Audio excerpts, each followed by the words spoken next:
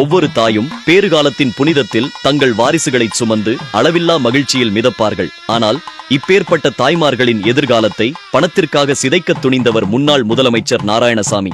கடந்த காங்கிரஸ் திமுக கூட்டணி ஆட்சியில் போலி மருந்து குடோன்களுக்கு ஒப்புதல் அளித்த ஆணிவேரே நாராயணசாமிதான்.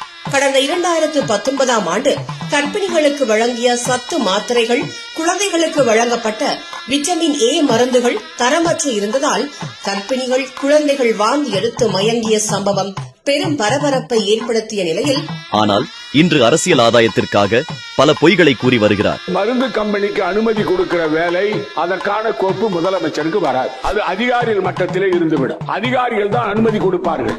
முதலமைச்சருக்கு அதில் சம்பந்தம் இல்லை. பல்லாயிரக்கணக்கானோர் உயிரோட விளையாடிய நாராயணசாமியின் கொடூர முகத்தை புதுச்சேரி மக்கள் ஒருபோதும் மறக்க மாட்டார்கள்.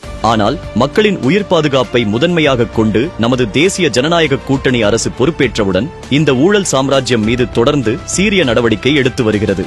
இதன் விளைவே 4 போலி மருந்து குடோன்கள் பூட்டி சீல் வைக்கப்பட்டன.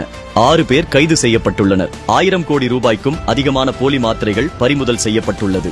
ஒரு புறம் போலி மருந்து பறிமுதல், மறுபுறம் குற்றவாளிகள் யாரும் தப்பிவிடக்கூடாது மற்றும் விசாரணை நியாயமான முறையில் நடைபெற வேண்டும் என்று நமது தலைவர் திரு ராமலிங்கம் அவர்கள் சிபிஐ விசாரணைக்கு உத்தரவிட வலியுறுத்தி துணைநிலை ஆளுநரிடம் மனு அளித்து மக்களின் ஆரோக்கியத்தோடு விளையாடும் யாரும் தப்பிவிடக்கூடாது என்று உறுதியளித்துள்ளார்.